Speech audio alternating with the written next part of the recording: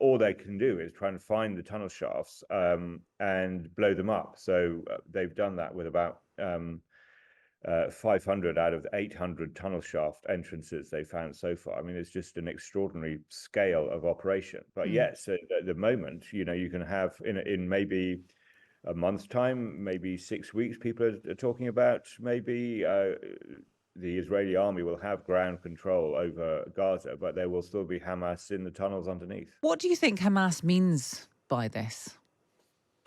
I think I mean, on its surface, it's just a restatement of the position, which is that they want negotiations, they want a ceasefire, and they are offering a prisoner exchange. Part of the reason they took all those hostages was to get its thousands of prisoners out. Israel knows it will have to pay a much higher price for the male and military prisoners that Hamas now has mostly. It's got about 10 to 20 women as well, Israel believes, but mostly men and mostly men and quite a few of them soldiers. I think more it's a kind of threat. It's a reference to the fact that there was a raid by Israel to try and free some hostages last week, which failed. One of the hostages died. We're not quite sure how. Hamas said it was in the crossfire. Obviously, no proof of that. Just a Hamas claim. IDF say it's unverified.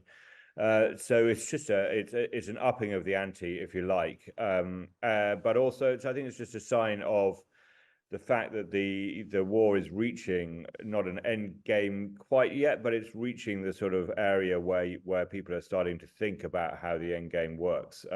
Israel has now captured most of the north. There's Hamas still resisting in a couple of pockets in the north. There's a big battle going on in the center of Khan Yunis, the big city in the south. So I think Hamas is saying, don't expect us to give up, don't expect us to surrender. Even if you capture all of Gaza, we will still be underground, we'll still be in the tunnels, and we'll still have the hostages. So don't think that even if you get ground control over Gaza, you've finished us off. That is a kind of, I mean, maybe that's just realistic, but it's a bizarre kind of situation to envisage that Israel could control the whole of Gaza above ground, but that Hamas and the hostages could still be underneath them in the tunnels. I mean, presumably once Israel, the IDF control control Gaza in its entirety, they will be doing something about, I don't know, going into the tunnels or sending something into the tunnels. Yeah, I mean, it's not just bizarre, it's unique. I mean, I think it's unique in the annals of conflict, I suspect. I wrote a piece last week about this very point of what happens at the end game. What happens with these tunnels? How do you deal with these tunnels? The Israelis, I think they thought Hamas was exaggerating when it said it had 500 kilometers, 300 miles of tunnels crisscrossing Gaza.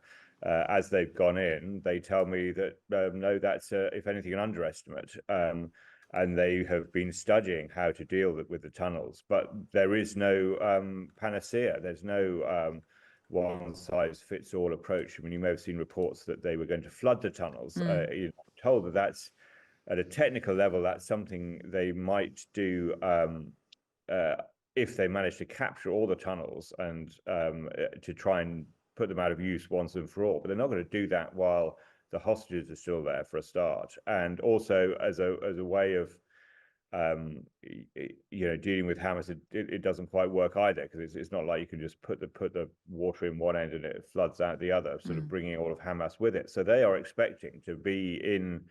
Oh, well, they're already in the north, where they occupy quite a lot of the north. Hamas pops up out of these tunnels, so 2 or 3 men at a time, stage attacks, go back down. All they can do is try and find the tunnel shafts and blow them up. So they've done that with about 500 out of 800 tunnel shaft entrances they found so far. I mean, it's just an extraordinary scale of operation. But yes, at the moment, you can have in maybe a month's time, maybe 6 weeks, people are talking about maybe the Israeli army will have ground control over Gaza, but there will still be Hamas in the tunnels underneath. Just one question about the humanitarian situation. The aid that was delivered during the ceasefire, do we actually know what the eventual scale of that was and whether that is beginning to run out? And also this, I think it was the UN who said that half of the population of Gaza was starving. Yeah, they not nearly enough aid got in during that ceasefire period, as not nearly as much went in as the UN hoped. It's a kind of slow process getting aid in because Israel and the Egyptians insist on checking it very thoroughly for weapons and things that are not agreed to be sent in. And since the ceasefire, the need is overwhelming. There are now 1.9 million people out of 2.3 million in Gaza. 1.9 million, that's what, about 90% of the population of Gaza is displaced. So they're living in camps, they're living in UN shelters set up in schools and hospital grounds.